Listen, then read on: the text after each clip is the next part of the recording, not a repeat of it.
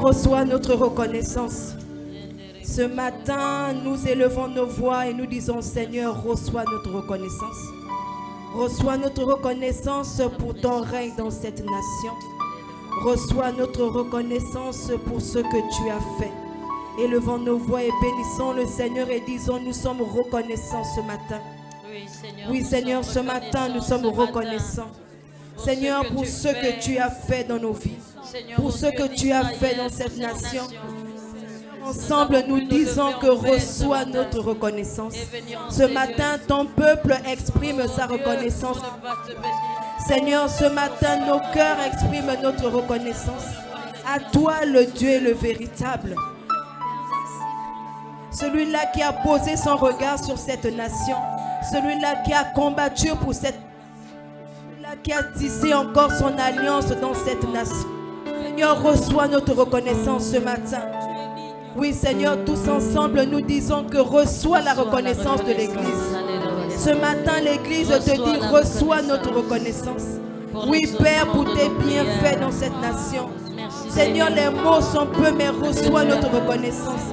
Reçois l'expression de nos cœurs ce matin. Reçois, Seigneur, oh Dieu, Père, ce que nous exprimons vers toi. Oui, nous te disons merci ce matin. Tu as entendu oui, nos prières. Jésus.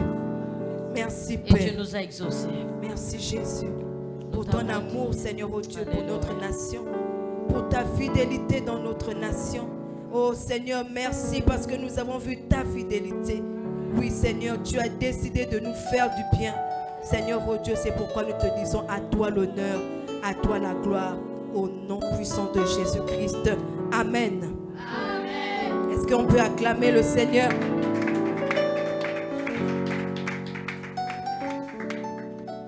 Alléluia. Alléluia. Je vais rendre grâce alors que nous sommes dans cette atmosphère. Bénir le Seigneur parce que ce matin, nous nous levons en paix, dans la tranquillité. Nous avons quitté nos maisons. Nous avons pris nos taxis sans des bruits de guerre, sans le sang coulé. Nous sommes sortis de nos maisons et nous sommes en ces lieux. Le Seigneur a fait de nous cette armée qui a combattu la main levée, le poing levé, comme disait ce chant. Et nous avons passé des temps à genoux. Pour ceux qui ne comprennent pas les choses spirituelles, on penserait qu'on est en train de faire le buzz. Mais nous sommes en train de faire le buzz du ciel. Je vais élever le grand roi ce matin. J'ai envie de parler du grand roi. Parce que la nuit du 30, alors que notre pays est en train de traverser cette grande histoire, à 1h du matin, un homme n'est pas venu me réveiller. Mais un homme est descendu dans ma vie. Il s'appelle Dieu. Avant que nous nous voyions, vous savez, les gens spirituels, il faut être spirituel pour voir les choses à venir.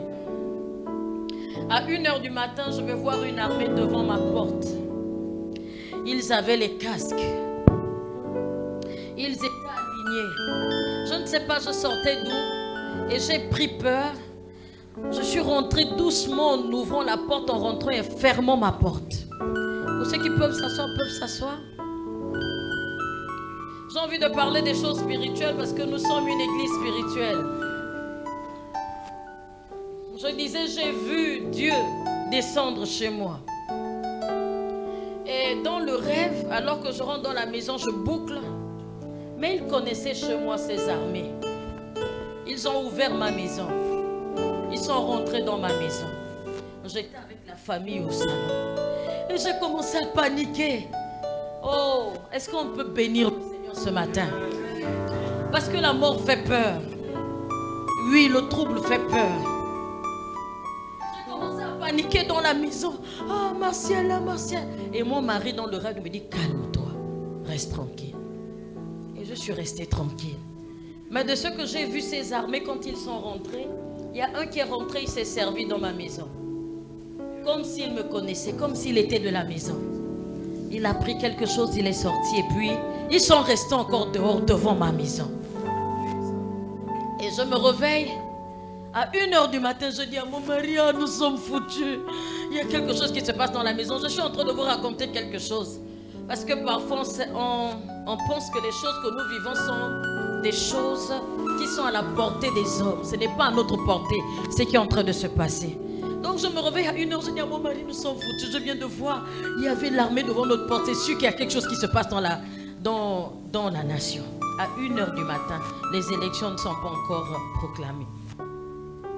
Et je commence à prier comme une malade. Seigneur, fais descendre les armées de la terre et du ciel. Vraiment, je priais pour la protection. Que ceux qui étaient devant notre porte, parce que je les sentais vraiment, c'était réel. Je les sentais devant ma porte. Il faut voir, il faut demander à mon mari comment j'étais. Seigneur, aveugle-les au nom de Jésus. Vraiment, j'étais comme une malade. On a prié. Un moment après, on s'est endormi. À 4h du matin, c'est lui qui vient me réveiller en disant on a proclamé les élections. Le président avait gagné, je ne sais pas, je me suis dit, oh mon Dieu, nous sommes foutus. C'est sûr que les armées sont dehors. Je vous assure que j'étais comme ça, comme une malade. Et puis il est là, il me regarde, il me dit, mais attends, cette femme-là, c'est comment? Mais nous sommes dehors. Et je suis comme ça, la paniquée au salon, parce que les furcis, tous étaient là. J'étais comme malade, non, parce qu'ils sont dehors. C'était tellement certain que les armées étaient dehors, mais je ne comprenais pas ce que Dieu était en train de me dire. Et puis quelques minutes, on vient proclamer, ils sont là, les armes. Ils sont là. C'était juste tout un cinéma à la maison. Ah, donc ils sont là dehors, mon Dieu, nous sommes foutus. Et après, tout d'un coup, on entend les bombards. Ah, mon Dieu. Je courais comme ça. Et ma grande soeur qui m'appelle pour dire plat ventre. C'était juste une histoire de dingue. Je suis en train de raconter cette histoire pour dire que nous avons vu Dieu. Parce que si dans ta maison, tu es en train de paniquer pour rien et tout, c'est pour voir un peu que s'il y avait vraiment des bruits de guerre, on ne sait pas d'où on devait être. Après, je me suis calmée, je suis restée tranquille. Et je disais, j'étais en train de réfléchir. Et puis, le pasteur me dit, mais les armées que tu as vues, est-ce qu'ils nous ont fait du mal? Je dis non. Ils sont même rentrés, ils se sont servis chez nous. Et après, le Seigneur de me dire, je suis l'Éternel des armées. Je suis descendu. C'est moi qui connais chez toi. Personne ne connaît chez toi si ce n'est moi. Son armée était descendue réellement. Moi, je crois que l'armée de Dieu est descendue dans cette nation. Alléluia. J'aimerais juste que nous suivons le vent de l'esprit. Et alors, quand le Seigneur m'a apaisé comme ça, je commençais à dire, alors que les armées de Dieu rejoignent les armées de la terre et travaillent. Alléluia. J'ai envie de nous rassurer que l'Éternel des armées est descendu au Gabon. Et je suis sortie de là, j'avais toute une paix qui dit pas son nom. Et ce matin, je veux bénir Dieu. Je veux bénir Dieu. Il y a ceux qui ne comprennent pas encore. Mais quand Dieu descend devant ta maison pour te garder et te dire que c'est moi qui connais ta maison, c'est Dieu qui connaît la maison de l'église. C'est Dieu qui connaît que nous avons travaillé. C'est Dieu qui connaît que nous avons même fait un sommet pour dire que la mort ne sera plus. Et nous disons la mort ne sera plus. Nous avons vu la mort partir de cette nation. Et aujourd'hui, nous pouvons rendre grâce à Dieu. Je peux pleurer de joie parce que je crois que Dieu nous a exaucés.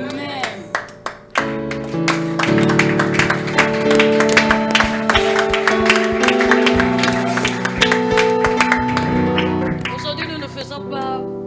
Oh non, c'est un parti politique, je ne sais pas de qui ou de quoi. Mais nous savons que nous avons prié.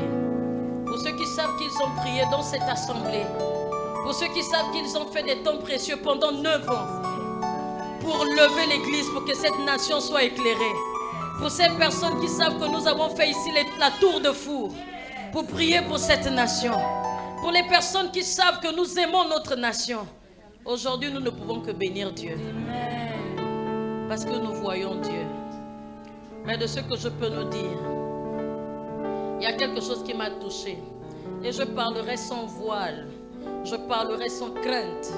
Je parlerai sans, je ne sais pas, biaisé. J'ai entendu la prière de ces généraux. Ils ont dit, ils ont appelé Dieu. Et ils ont dit qu'ils ont besoin des archanges. Ils ont besoin des anges.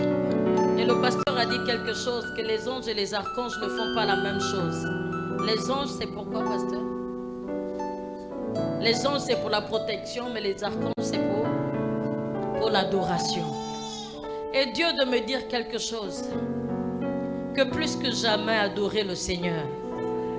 Parce que Dieu n'est pas là où il n'y a pas la prière.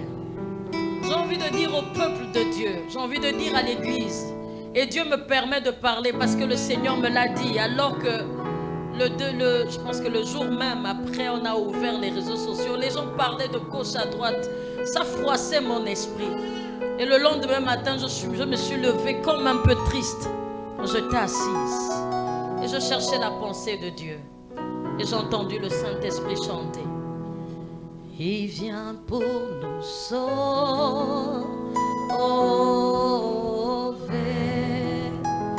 Il vient pour nous délivrer.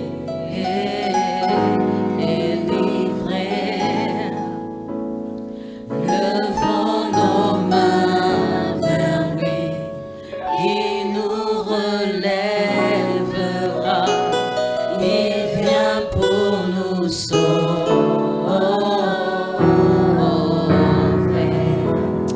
Le Saint-Esprit de me poser la question, est-ce que tu écoutes ce cantique? Je lui ai dit oui. Il dit, qu'est-ce que il est question ici de il c'est Dieu. C'est lui qui a dit qu'il anéantit la mort pour toujours. Et il est venu chanter ce matin en disant, il vient pour nous sauver. Mais il m'a dit, qu'est-ce que vous avez à faire? Levons nos mains vers lui. Il nous relèvera. Il vient pour nous sauver. Ce qui veut dire que nous, notre part, c'est de lever les mains. Nous, notre part, c'est de lever les mains. Et là, quand je voyais lever les mains, je pensais à Moïse qui était à la montagne et il levait les mains. Et la Bible dit que le camp là où Josué était, il y avait la victoire. Nous levons les mains pourquoi? Nous continuons à adorer Dieu pourquoi? Parce que les anges travaillent là où il y a la louange, là où il y a la prière. Ils ne travailleront jamais sans ça. Nous devons permettre encore plus que jamais que la présence de Dieu soit dans le Gabon. Parce que Dieu doit continuer à agir. Je voulais donner ce message parce que j'ai écrit aussitôt, j'ai envoyé aux femmes du sommet. J'ai écrit sur mon mur en disant que nous, notre part, c'est levant nos mains. Et ce matin, nous avons levé nos mains en louant. Nous avons libéré l'atmosphère de Dieu dans la nation. Et nous croyons que quand nous libérons l'atmosphère de Dieu, le Seigneur injecte les bonnes pensées dans les cœurs de ces personnes. Parce que la Bible dit qu'il n'y a rien qui arrive si Dieu n'a permis. Mais nous avons notre part. Levons nos mains vers lui. Et il nous relèvera. Alléluia. Est-ce que le Seigneur est bon pour nous? Amen.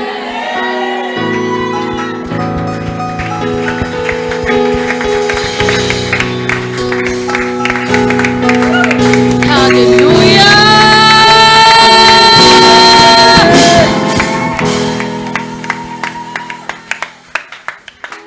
Et sur le coup, j'ai agi bêtement, j'ai appelé Marie-Noël.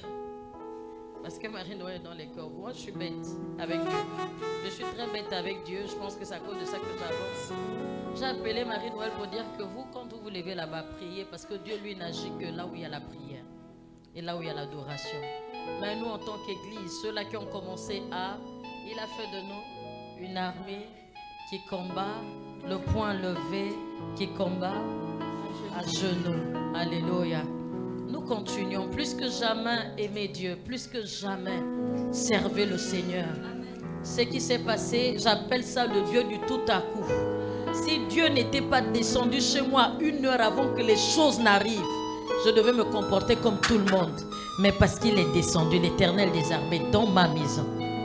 Et qu'il m'a dit que j'étais là, qu'il était là. Et vous savez ce qui s'est passé le matin? La ministre aussi a préparé les gâteaux, a acheté de l'eau, aller déposer aux militaires en haut. Je suis restée, je me suis dit, mais cette fille, elle fait tout ça pourquoi? Mais ils sont rentrés dans ma maison pour manger. Ce n'est pas forcément dans ma maison, mais je pense qu'ils ont besoin d'être fortifiés par des prières. Juste ça. Pas une histoire de politique, pas une histoire de quoi, juste ça. On veut que Dieu continue à travailler dans notre nation. Alléluia. Et je veux rassurer à quelqu'un, que ce qui a duré, comme je le disais, dans ta vie, les choses vont arriver.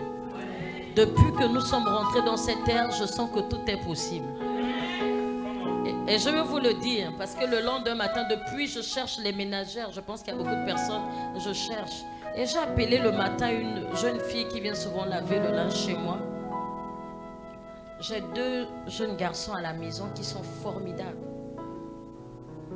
Très formidables. J'ai eu des jeunes filles à la maison, mais les 2 jeunes hommes que j'ai à la maison sont formidables. Je ne les envoie pas. Je ne leur demande rien. Mais eux, ils vont passer leur temps à nettoyer la maison, à laisser la maison propre. Et là, j'ai trouvé qu'ils sont fatigués. Donc, j'avais besoin de prendre une ménagère pour les aider. Et cette jeune fille est arrivée. Et je lui ai dit, tu sais pas, une jeune fille qui veut travailler et tout.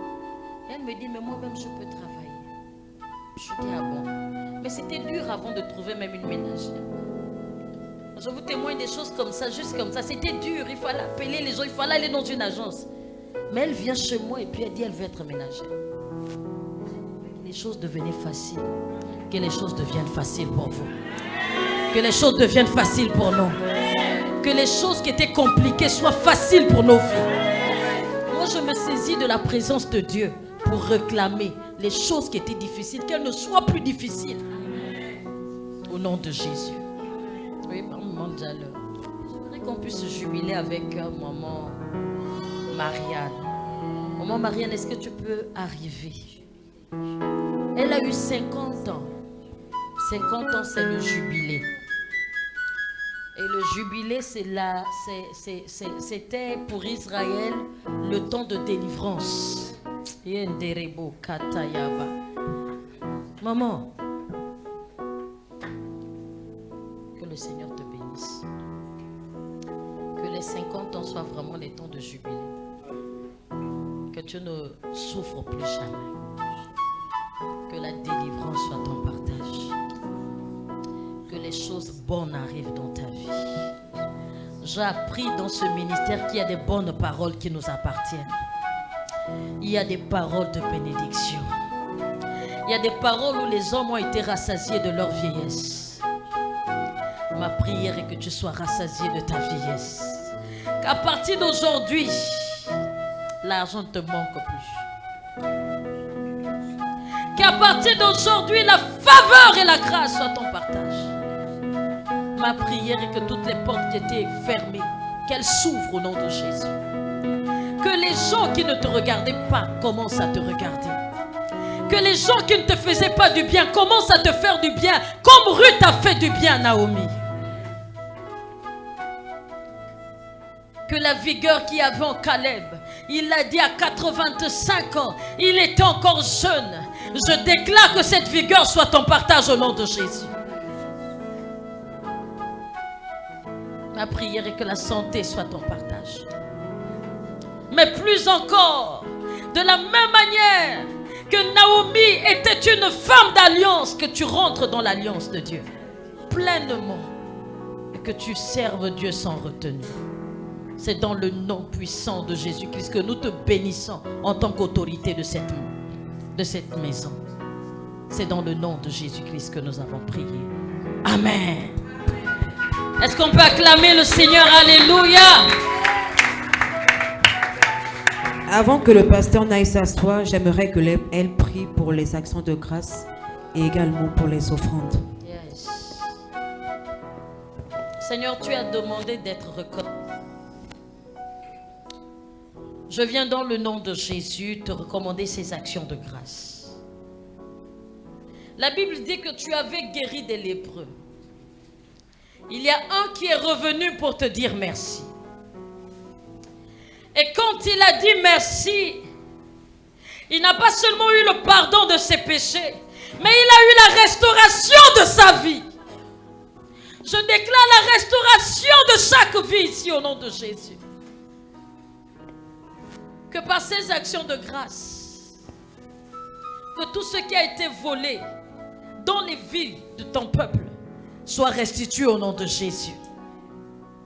Que la santé soit restituée au nom de Jésus. Que le bien-être soit restitué au nom de Jésus. Que les finances soient restituées au nom de Jésus. Je déclare une restauration totale dans les vies. Je viens te recommander les offrandes. La Bible dit qu'à l'heure de l'offrande, il y a eu un ange qui est descendu d'un vol rapide. D'un vol rapide. Quand il y a l'offrande, il y a les anges qui descendent d'un vol rapide pour accomplir, ô Dieu de vivant, l'exaucement de chaque prière. Je prie que cela soit ainsi pour tous ceux qui ont apporté leur offrande. Je les bénis au nom de Jésus-Christ. Seigneur, tu m'as dit que ces corbeilles sont revenues du sommet. Et que dans ces corbeilles, il y aurait des millions et des millions. Je déclare ces millions dans leur vie. Au nom de Jésus-Christ de Nazareth.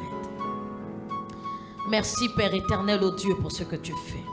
Que l'honneur et la gloire te reviennent. C'est dans le nom de Jésus-Christ que j'ai prié. Amen. Gloire à notre Dieu. Nous allons nous lever et nous allons prier parce que nous allons recevoir la bonne nouvelle qui est la parole de Dieu. Alors que le serviteur de Dieu va s'apprêter à monter, nous allons laisser l'accueil ranger les actions de grâce, mais nous allons prier. Nous allons dire, Seigneur, nos cœurs sont disposés pour la bonne nouvelle. La bonne nouvelle, c'est la parole de Dieu. La parole de Dieu qui transforme, la parole de Dieu qui change, la parole de Dieu qui agit encore. Parce que nous sommes dans cette période où nous avons vu le Seigneur. Il a dit, il est là. Alors sa parole agit encore aujourd'hui. Élevons nos voix et prions. Père éternel, nous venons encore te recommander nos cœurs. Seigneur, merci parce que nous allons recevoir la bonne nouvelle qui est ta parole.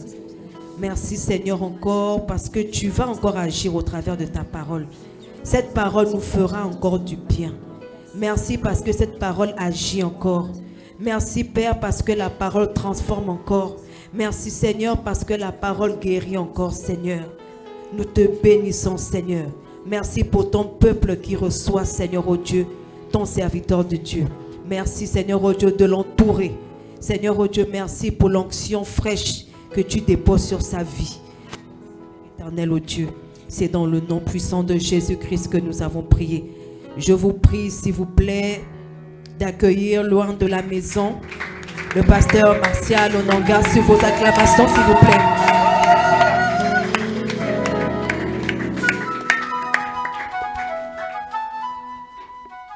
Gloire à Jésus. Est-ce que simplement tu peux pousser des cris de joie?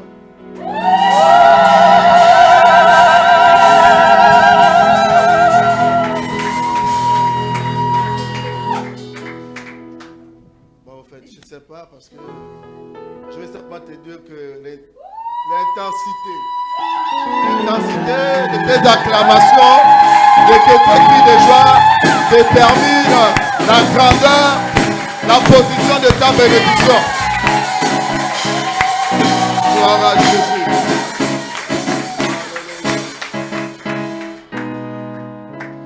Gloire à Jésus. Nous avons passé de très bons moments. Des moments extraordinaires. Je crois que Dieu a déjà agi. Alléluia. C'était des moments glorieux. Vous savez, la louange, Dieu siège. Parce que nous louons Dieu en action. Et ce matin, des grandes choses se sont passées. Nous sommes un nouveau mois. Alléluia. C'est une nouvelle saison qui commence. Vois tel que c'est décrit maintenant. Dis avec moi une nouvelle saison. Une nouvelle saison. Quand c'est la nouvelle saison, les nouvelles choses arrivent. Et quand c'est une nouvelle saison, on s'adapte à la saison. Quand c'est la saison de pluie, on se bat avec des parapluies. Parce qu'on s'adapte à la saison. Si tu n'as pas de parapluie, tu seras frustré et tu seras gêné. Quand c'est une nouvelle saison de bénédiction comme ça, contente-toi comme une personne bénie. Amen. Nous sommes dans un nouveau mois, le mois de septembre. On nous dit que c'est le 9e mois. Et nous savons nous-mêmes que le 9e mois, c'est le mois où la grossesse termine. Mais ce que j'ai appris, c'est que septembre a 9 lettres. C'est le mois de l'enfantement. Je suis convaincu que ce que tu as longtemps consommé, Ce que tu as beaucoup pris depuis janvier, le mois de septembre, c'est le mois de l'affrontement. Je te dis que c'est le mois de l'exaucement. C'est le mois de la délivrance. C'est le mois où tu vas travailler pour affronter. Je veux que tu me dises Amen. Je veux que tu sois convaincu de cette parole. Je ne veux pas enseigner ce matin, mais je vais vous conseiller. Parce qu'il faudrait que tu changes d'attitude, tu changes de pensée, tu changes de langage, tu changes de manière de faire les choses. Adapte-toi à la nouvelle saison. Je veux dire, élève tes mains pour que je prie pour toi pour cette nouvelle saison. Le mois de septembre n'est qu'un mois auquel tu vas vivre ta grâce. Seigneur, merci pour ce nouveau mois.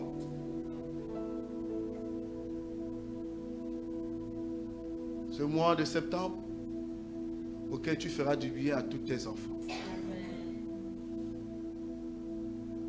Le mois où, Seigneur, nous allons entrer en possession de nos possessions. C'est le mois où nous allons voir que tu rebâtisses les anciennes ruines.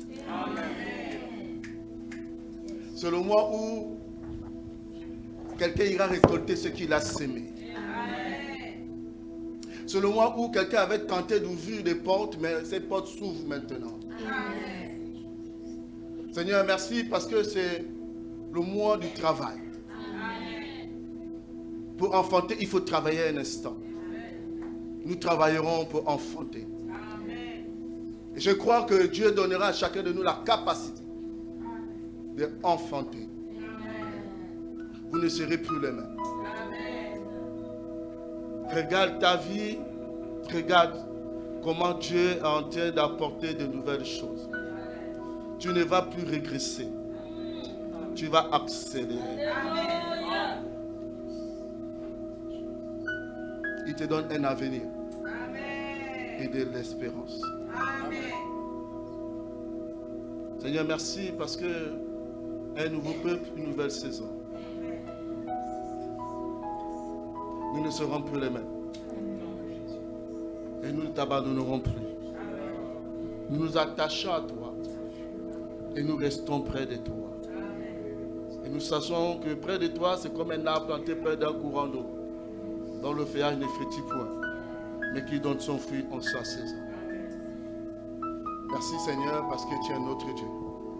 À toi la gloire pour cette nouvelle saison de septembre, qui nous amène jusqu'en décembre. Nous croyons que cette saison, c'est une saison de restauration. Une saison de changement, de transformation. Père, nous voulons simplement te dire merci parce que nous sommes à ta suite. Que la gloire et l'honneur reviennent à toi seul. Dans le nom puissant de Jésus-Christ. Est-ce que tu peux dire très fort Amen. Amen. Acclame le Seigneur et puis tu peux t'asseoir. Je vais dire merci aux chantes. Il ne me reste plus à ce temps. Je ne sais pas comment je vais faire. Je vais essayer de voir. Alors tu regardes ton voisin et tu lui dis tu es au bon endroit. Et au bon moment. Avec un bon Dieu. S'il n'est pas convaincu, regarde l'autre. Tu lui dis tu es au bon endroit. Au bon moment. Avec le bon Dieu. Alléluia. Très content de vous voir ce matin. Alléluia. Vous savez, j'ai passé beaucoup de temps pour préparer cet enseignement. Oh, je ne sais pas si je vais tout dire, mais je vais essayer de dire quelque chose ce matin. Parce que le Dieu que nous adorons, c'est un Dieu qui est fidèle. Le mois d'août, c'était le mois du travail. Moi, j'aime le travail. Nous parlerons encore du travail, mais d'une autre manière. Parce que vous savez, le travail, c'est ce qui fait l'homme. C'est ce qui fait l'insertion. Mais je veux voir le travail dans l'angle de la soif de Dieu. Dites avec moi la soif de Dieu. On ne peut pas travailler si on n'a pas soif de Dieu. Vous savez, de nos jours, ça nous manque. On a soif de nos ambitions. On a soif de nos besoins. Et dès que nous avons obtenu, nous nous arrêtons. Mais avoir soif de Dieu, c'est une soif continue. Quand nous avons accepté le Seigneur, c'était ce qui caractérisait. On nous a surnommé les TTS parce qu'on avait ce besoin et je crois qu'il est très important. Ce matin, on va essayer d'aborder, je ne sais pas comment je vais faire, peut-être une série, mais je vais vous parler de la soif de Dieu. L'avoir soif de Dieu. La soif est un désir auquel nous avons envie de nous contenter. Quand on a soif de boire de l'eau, c'est qu'on a un désir de boire de l'eau. Quand on a ce désir-là, on ne peut plus rien faire parce que la soif nous dérange. Tu ne peux même pas marcher, tu es fatigué, tu as besoin d'eau. Les athlètes, quand ils courent, à un moment, ils ont besoin d'eau. Tous, même les boxeurs, les footballeurs. Pourquoi? Parce que c'est un moment où tu te désaltères et ça te donne de force. Et j'ai compris une chose, c'est que notre corps est fait à 65% d'eau. 65% d'eau. Et ce que j'ai compris lorsque j'étais en train de méditer, c'est que dans ce 65%-là, la grande partie de notre eau se trouve dans deux endroits. Le cerveau et le cœur. Ça veut dire que même Dieu, lorsqu'il a constitué l'homme, il dit c'est important que l'eau soit dans des endroits bien spécifiques. Le cerveau pour réfléchir et le cœur pour aimer. C'est très important lorsque tu as soif. Si tu n'as plus soif, c'est que tu as perdu l'essence de la vie. Tu ne vis plus, tu existes. Parce que seuls les vivants ont soif. Les plantes ont soif. Les végétaux, tout ce qui est animaux, ils ont soif. Parce que la soif permet à quelqu'un d'exister. Ce matin, je voudrais parler de la soif de Dieu. Est-ce que tu as soif de Dieu? Est-ce que tu as besoin de Dieu ou tu as besoin de ce que Dieu possède? Parce que nous nous trompons de cible. Nous trompons de cible totalement. Comme nous voyons le monde, on veut changer le monde alors que c'est à l'envers. Il faut changer soi-même pour changer le monde. On ne change pas le monde pour changer nous-mêmes. Ce n'est pas possible. Il faudrait que nous repartons vers de nouvelles bases. Il faut avoir la soif de Dieu. Quand tu as soif de Dieu, tu es toujours au bon endroit. La soif de Dieu. Le désir d'être avec Dieu. Le désir de ne jamais abandonner Dieu. Le désir de savoir que tout ce que j'ai, tout ce que je possède, Dieu d'abord. Ça, on se comprend ce matin? Je veux que nous soyons en phase. C'est un nouveau départ. Je veux changer. Nous voulons changer les mentalités. Nous voulons changer la manière de faire des choses. C'est Dieu d'abord. Tu joues au piano pas parce que tu sais jouer au piano, c'est parce que tu as soif de Dieu. La soif de Dieu te ramène à la source. Pas à la ressource, à la source. Je n'adore pas Dieu parce que je suis pasteur. Non, j'adore Dieu parce que c'est Dieu qui m'a rendu pasteur. Est-ce qu'on se comprend? Je ne me prosterne pas vers la ressource. Je me prosterne vers la source. Vers ce qui peut m'amener encore à devenir ce que je suis. La première chose que nous devons rechercher, c'est Dieu d'abord.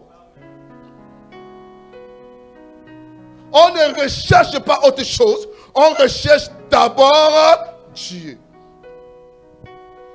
Je ne vais pas être très long ce matin. Je vais sûrement parler plus tard, puisque sauf si les choses changent, peut-être dimanche prochain, je vais continuer. Mais je voudrais nous parler de la soif de Dieu. Quand on a soif de Dieu, on ne nous demande pas d'aller. Écoutez, tu ne peux pas servir Dieu si tu n'as pas soif. La soif de Dieu t'amène à aller près de Dieu. La soif de Dieu t'amène à chercher le besoin de Dieu. Repartons vers ce premier amour, vers ce premier amour.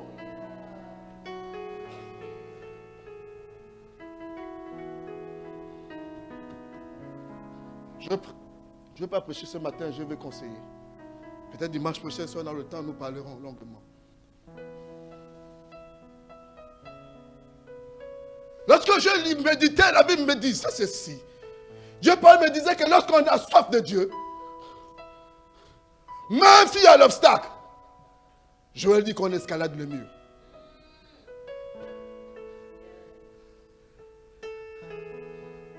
Parce que l'amour de Dieu que j'appelle la soif ce matin, personne ne peut t'empêcher, même pas la maladie, même pas le manque. On ne sert pas Dieu parce qu'on est chrétien. On sert Dieu parce qu'on a soif de Dieu.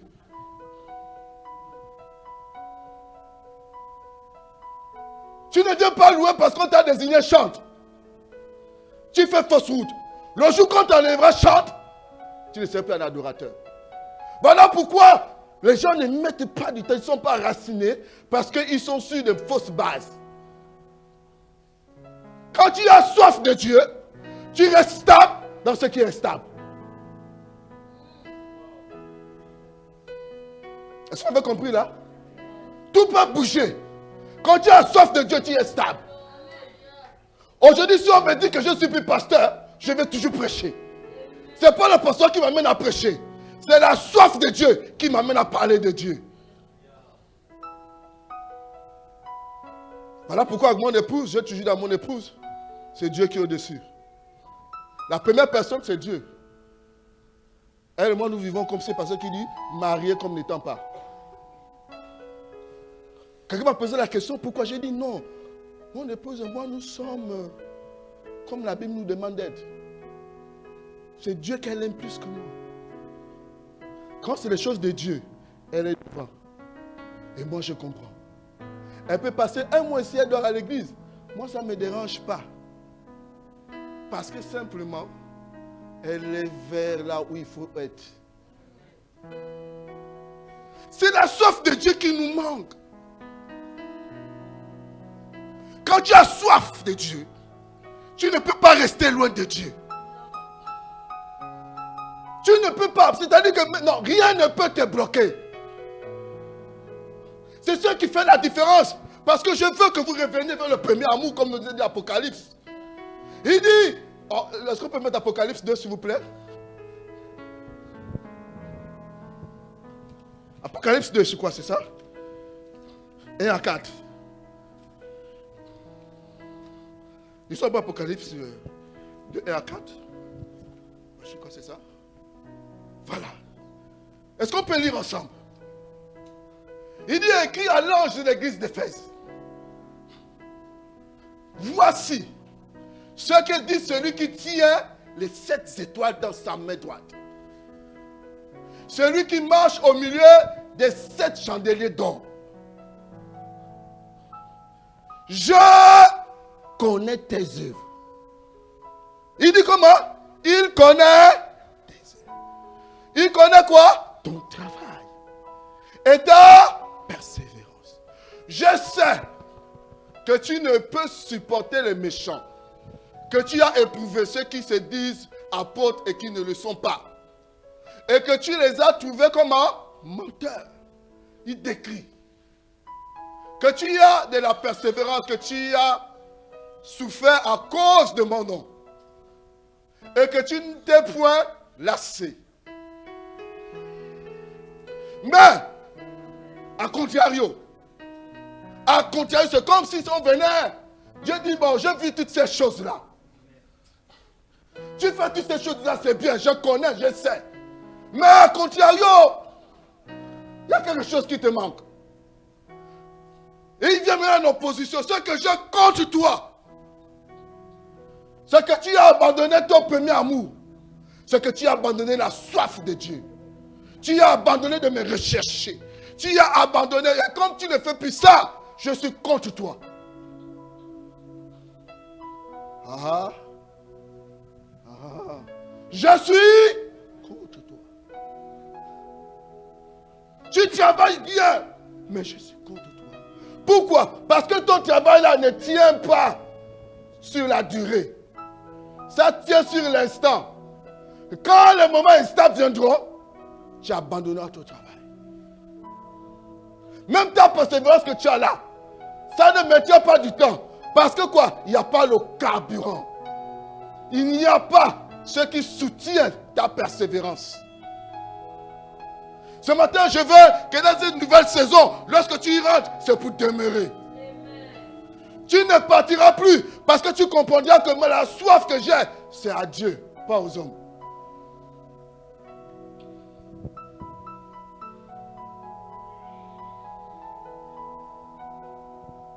La soif de Dieu. La soif de Dieu. On recherche Dieu. Tout ce que tu dois faire, c'est rechercher Dieu.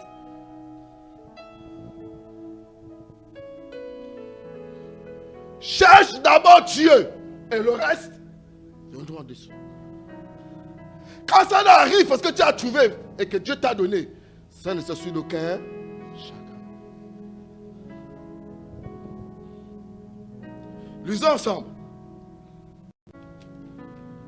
Le psaume 105 au verset 4. Tu mets lui second et tu mettras aussi la version Derby.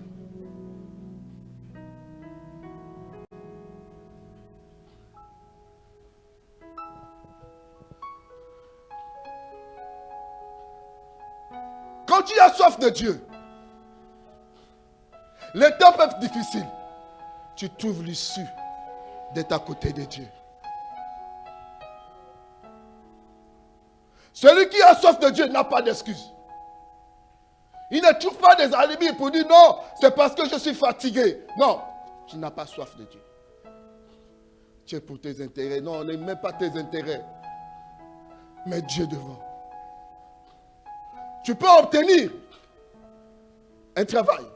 Tu peux obtenir un mariage. Tu peux obtenir une entreprise. Mais lorsque tu n'as pas soif de Dieu, c'est instable. Parce que c'est Dieu qui soutient toutes les choses.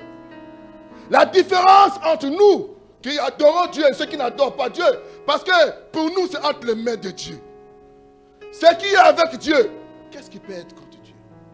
Quand l'Éternel bâtit, mais qui peut venir détruire? Quand l'Éternel veille, qui peut venir te déstabiliser? La soif de Dieu t'empêche d'aller chercher n'importe comment. La soif de Dieu t'oriente au bon endroit, au bon moment. La soif de Dieu dépend du temps, dépend des efforts. Parce que Dieu lui-même, il sait qu'il n'est redevable à personne. Tellement que tu cherches Dieu, tellement que tu adores Dieu, tellement que tu pries, tellement que tu es à côté de Dieu. Dieu préfère chercher tes intérêts.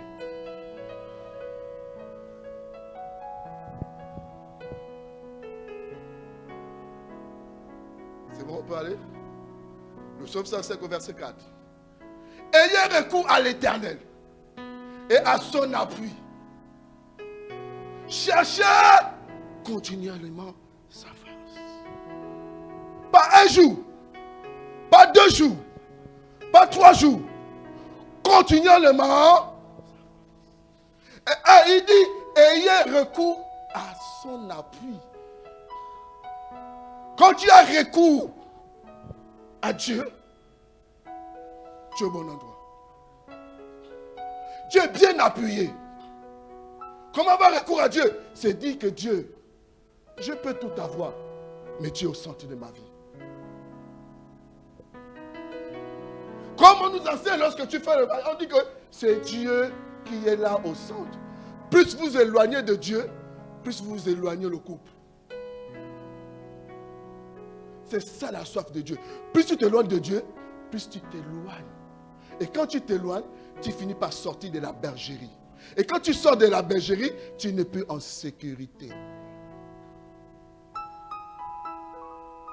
C'est bien, comme on a vu, tu viens à l'église, mais est-ce que tu as soif de Dieu?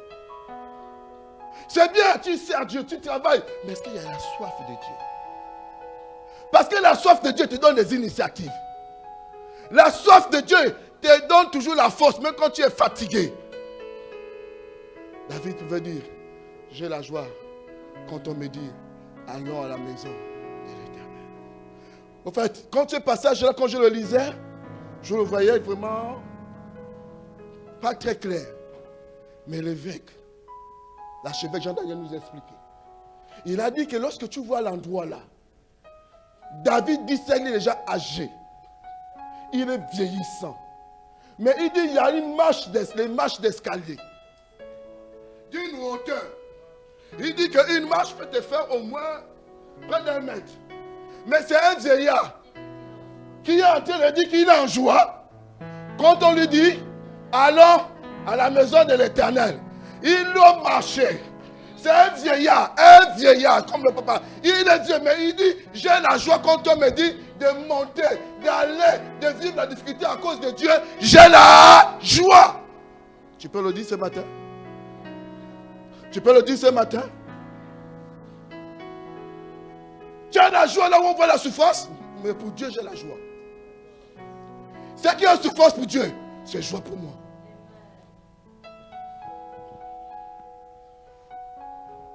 Beaucoup d'entre nous, nous n'avons pas soif. Nous servons Dieu pour nos propres intérêts. Nous avons soif de nos besoins. Comme disait une sœur, on n'aime pas Dieu, mais on aime ce que Dieu a. Mais c'est une fausse route. Je te dis de laisser la ressource, mais de t'attacher à la source. La ressource périt, mais la source est intarissable.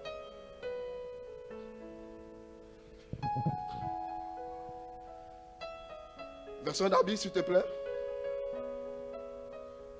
Je vais aller plus vite, mais il reste 5 minutes.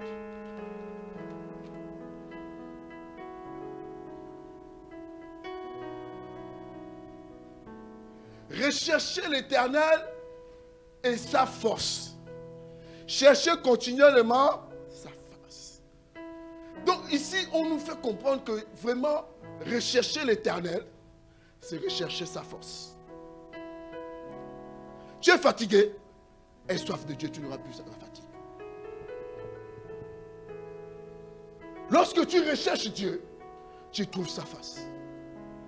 N'est-ce pas un cantique que nous chantons maintenant? On dit que tu ne peux pas chercher l'Éternel. C'est pas comment vous chantez ça là sans le trouver. Dieu se laisse trouver par ceux qui le cherchent. Je disais ce matin que je voudrais vous conseiller avoir la soif de Dieu. La Bible nous dit que David était l'homme selon le cœur de Dieu. C'est parce que David avait soif de Dieu. David avait soif de Dieu. Il a chanté ce cantique, il a même écrit ce cantique en disant ceci, il n'a pas chanté, il a écrit, et puis on a chanté que Psaume 42. Mon âme soupire après toi. Est-ce qu'on peut le lire, Psaume 42, de 1 à 4? Comme une biche soupire après. Il voulait nous expliquer qu'il a soif de Dieu, comme une biche soupire après un courant d'eau. Allons-y au verset 2. C'est bon. Comme une biche soupire après des courants d'eau, ainsi mon âme soupire après Dieu. Comme une biche soupire après des courants d'eau, ainsi mon âme soupire après toi, oh Dieu. Pourquoi il prend l'exemple d'une biche? J'essaie de lire et comprendre ceci, je suis allé trouver. La biche dans le Moyen-Orient, quand nous sommes en temps hivernal, là où il fait chaud, le seul recours d'une biche, c'est le cours d'eau.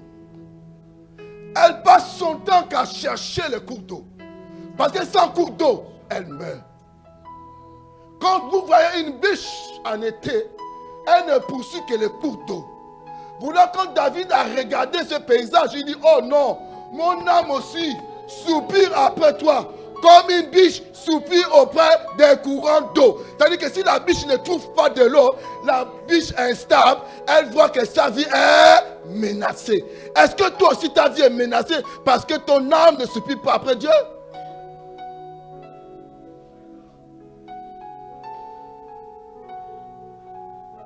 David avait soif de Dieu. Et c'est cette soif-là que je veux que nous puissions avoir durant cette saison. La soif où on ne t'appelle pas. La soif où on ne te demande rien. La soif où toi-même tu inities les choses. Quand David arrive dans le champ de bataille, personne ne demande à David qu'il y a un problème. Comme il a soif de Dieu, il constate le problème. La soif de Dieu va faire en sorte que tu ne restes pas les bras croisés. Tu ne restes pas sans rien faire. Tu vas trouver le besoin de Dieu.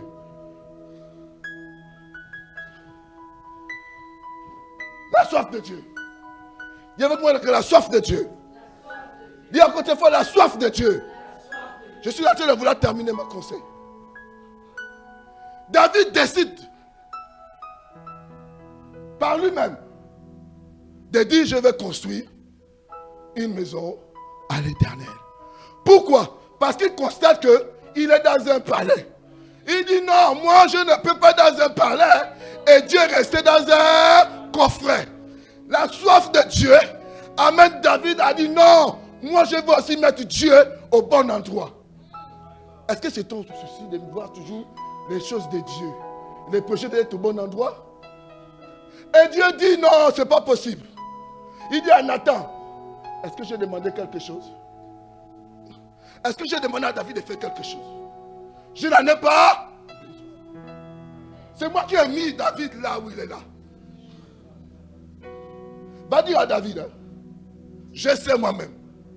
Il a de bonnes intentions. Mais il ne va pas construire ma maison. C'est son fils qui va construire. Tellement que David a soif de Dieu. Vous savez ce qu'il a fait? Je ne construis pas, mais je donne le matériel. Je ne construis pas, mais je donne quoi? Le matériel. La soif de Dieu t'amène à faire des choses extraordinaires. Tu ne chantes pas, mais tu achètes le micro.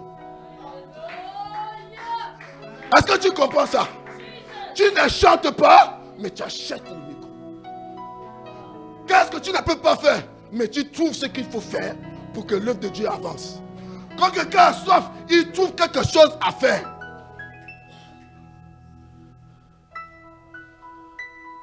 Tu ne peux pas prêcher.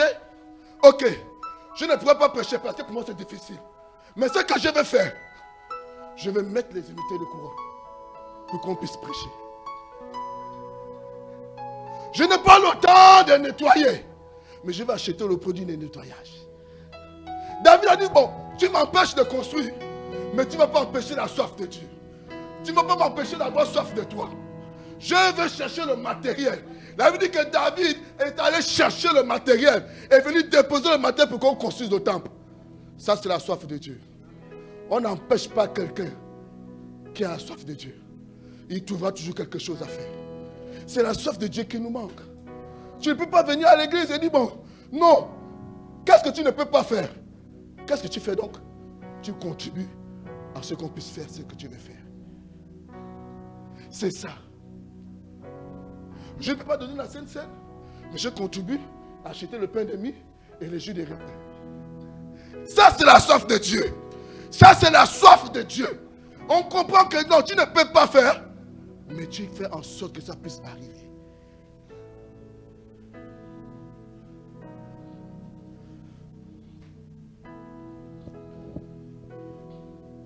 On s'est compris ce matin? Est-ce qu'on s'est compris ce matin? La soif de Dieu. Tu viens simplement t'asseoir juste à l'église parce que tu as besoin de la présence de Dieu. Juste t'asseoir. On a compris que non, mais moi, non, mais en fait, votre nourriture là, mon mari, ce que j'ai là, vous ne pouvez pas. La soif de Dieu, ce n'est pas un homme qui peut combler ça. Ce n'est pas matériel. Ce n'est pas quelque chose que... Non, c'est Dieu qui peut combler cela. Elle est allée, elle s'est restée juste assise. Elle n'a pas mis du temps. Et quand elle est sortie, elle a eu l'appétit. La soif de Dieu. Lorsque tu réussis à combler cela, Dieu change ton existence. Il faut avoir soif de Dieu. Il faut avoir soif de Dieu. Ces temps-là, on nous dit que c'est quoi le coup fait à 18h.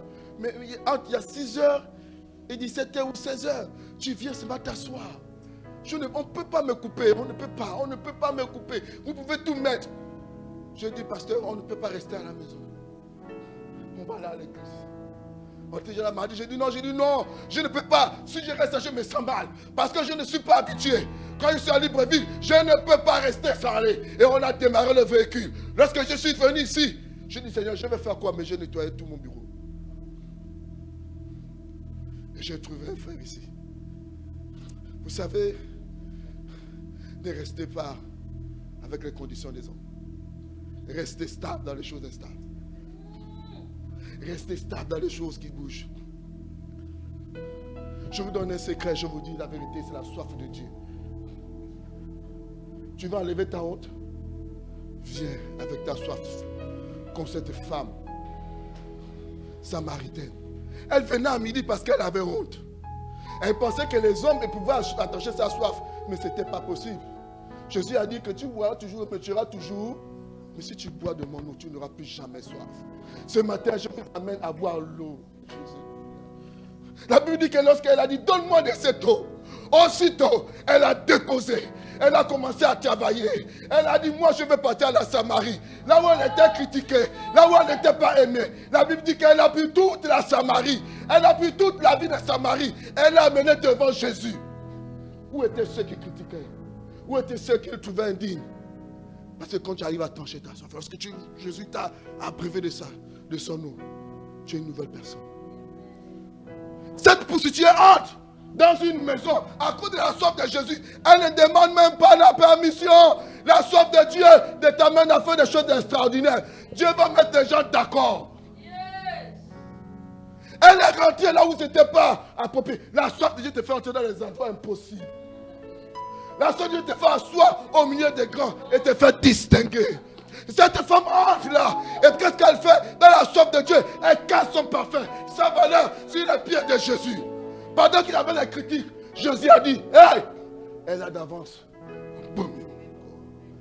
Et c'était vrai, parce qu'on n'a plus jamais embaumé Jésus. Est-ce que tu as soif? Une petite maladie, j'ai mal à la tête. Tu n'as pas soif de Dieu. Le paracétamol va te calmer, mais va te guérir. Mais lorsque tu viens comme moi, avec la douleur, avec le mal, tu viens servir Dieu. Comme nous apprend Hébreu, la maladie part de nous. Tu vois ta vie être restaurée. Tu vois ta vie avoir une nouvelle santé divine. Parce que simplement, la soif de Dieu nous change.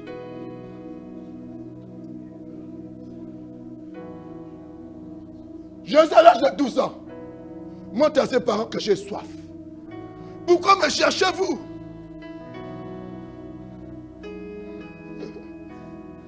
Je ne vous prêche pas ce que j'ai lu, je vous prêche ce que j'ai vécu. Lorsque je me suis converti, les gens m'ont cherché.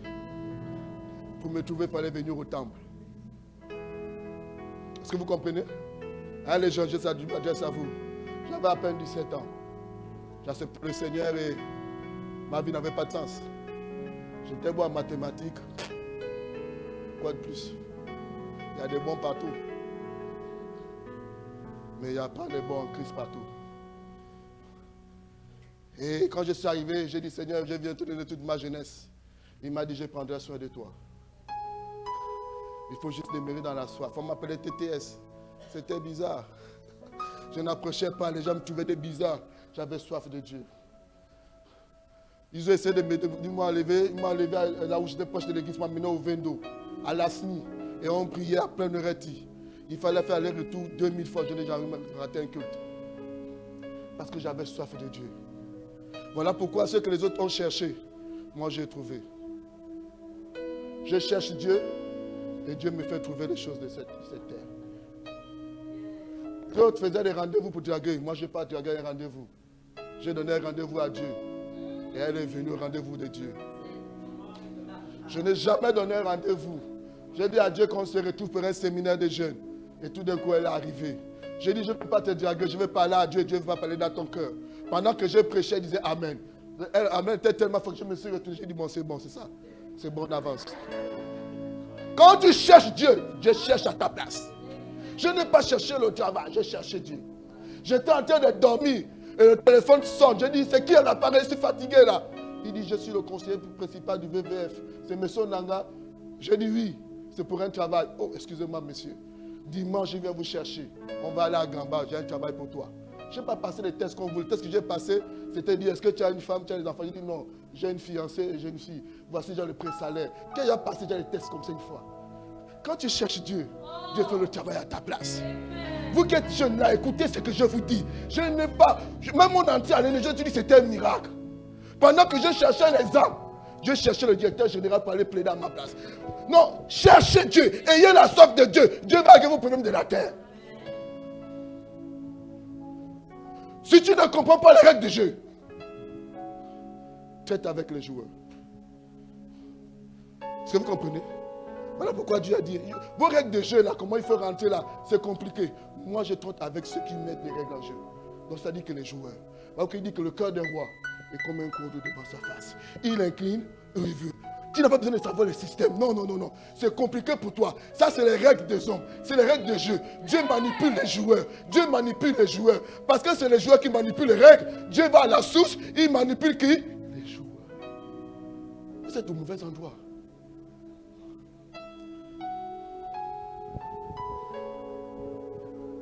Celui qui aime Dieu sera aimé par les hommes. C'est un mystère. Je crois que je vais m'arrêter par là. Je vais m'arrêter par là ce matin. Il faut avoir soif de Dieu. Lorsque Jésus vient nous apprendre à prier, il nous parle de la soif de Dieu. Dans Matthieu 6, 9, il dit ceci. On va dire ensemble, notre Père. On dit comment? Notre Père. Non, ne faites pas ce que vous faites là. On connaît notre Père. On va ensemble. Notre Père, que ton nom, que ton règne, que ta volonté. Il y a des mains dedans. On demande de l'argent dedans. On demande quoi? On demande la soif de Dieu. Après, donne-nous notre Père. Mais nous, on a pris, donne-nous notre Père. En première position. Non. Dis avec moi non. Je ne priais pas bien. Je ne priais pas bien. C'est la soif de Dieu qui t'amène au pain. Ce n'est pas le pain qui t'amène à... Non, c'est la soif de Dieu qui t'amène au pain. Est-ce qu'on peut se tenir debout?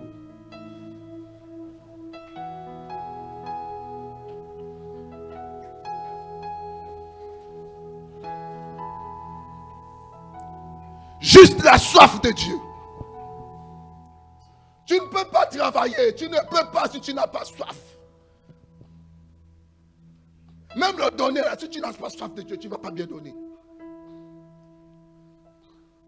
Même pour prier, si tu n'as pas soif, tu ne peux pas bien prier. Tu vas commencer à prier une minute, après tu vas te fatiguer. Mais la soif de Dieu te fait faire 24 sur 24 sans te rendre compte parce que tu prends plaisir.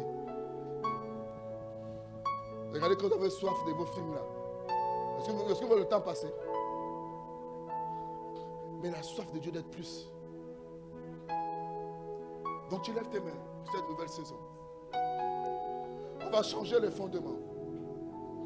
Les fondements, c'est la soif de Dieu. Quand tu as soif de Dieu, tu ne calcules pas les dépenses.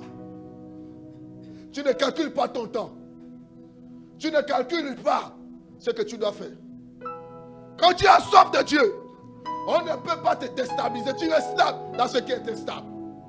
Même s'ils mettent des mesures, la soif de Dieu te trouvera toujours l'issue. Donc tu lèves tes mains et tu dis, Seigneur, j'ai besoin que tu déverses en moi de ta soif. Commence à prier, demande la soif de Dieu. Non, désire la soif de Dieu. Tu verras que tu ne vas plus te fatiguer dans la présence de Dieu. Tu ne vas plus te lasser. Tu ne seras plus distrait. Tu ne vas plus regarder à la maison pendant que tu es à l'église. Non, la soif de Dieu te focalise à Dieu et dans ses intérêts. Quand tu as soif de Dieu, tu vas bien servir Dieu. Tu vas servir Dieu avec endurance. Tu vas servir Dieu avec joie. Tu vas servir Dieu avec résultat. Tu vas servir Dieu avec amour. Demande la soif de Dieu. Peu importe ton âge, peu importe ta situation, peu importe ce que tu es, demande la soif de Dieu. Ça va changer ton existence.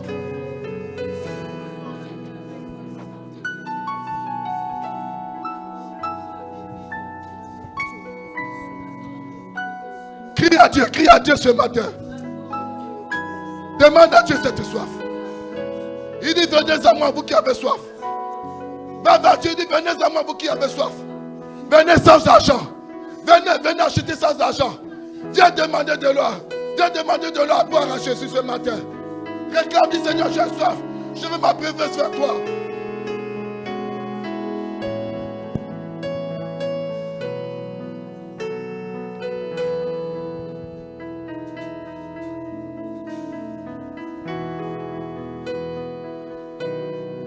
La soif de Dieu. J'ai soif de toi. Comme une biche soupire après un cours. Mon âme soupire après toi. J'ai besoin de toi, Dieu. J'ai besoin de toi. Je veux t'avoir près de moi. Je veux t'avoir autour de moi. Je veux t'avoir dans tout ce que je fais. Je veux que tu sois le premier. La soif de Dieu me consomme. La soif de Dieu est la soif de Dieu. La soif de Dieu m'amène toujours avec tes intérêts. La soif de Dieu m'amène toujours à vouloir faire des choses qui te plaisent. La soif de Dieu m'amène toujours à pouvoir voir des choses comme toi. La soif.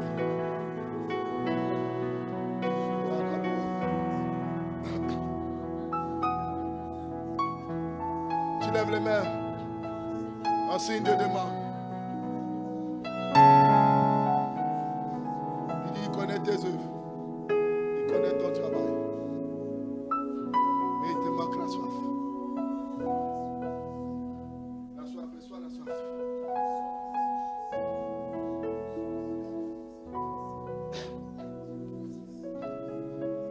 La soif. Ce désir de toujours vouloir faire toujours des choses de Dieu. Cette soif de toujours chercher la présence de Dieu.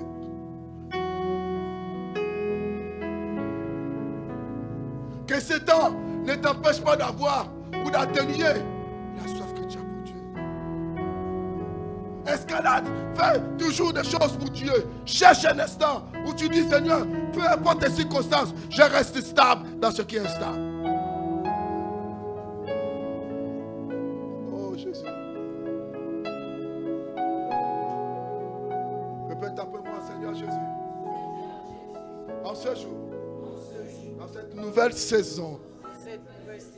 cette nouvelle saison, ta soif est ce qu'il me faut. La soif du Dieu vivant. De rechercher nuit et jour, peu importe les temps, peu importe les situations, peu importe l'état de mon corps, fatigué ou en forme. Je veux avoir soif de toi. Je veux travailler dans ta maison. Mais il me faut la soif. La soif du Dieu vivant. Toujours envie de vouloir travailler pour toi. C'est ça le désir de mon cœur dans cette nouvelle saison. Je ne veux pas travailler sans la soif. Je veux avoir la soif de Dieu. Seigneur, ce matin, la soif devient le partage de tes enfants. Ils vont courir après toi. Ils vont escalader les obstacles. Les moments difficiles seraient un carburant pour les envoyer dans ta présence. Ce matin, je veux simplement te dire merci pour la soif de Dieu. C'est ce qu'il nous faut pour faire le travail de Dieu. Seigneur, merci parce que tu restes fidèle. À toi la gloire pour ce matin, pour cette nouvelle saison, ce nouveau caractère, nouvelle pensée, nouvelle attitude. Que la gloire te revienne. Dans le nom puissant de Jésus-Christ. Est-ce qu'on peut crier très fort? Amen. Amen. Est-ce qu'on peut acclamer le Seigneur?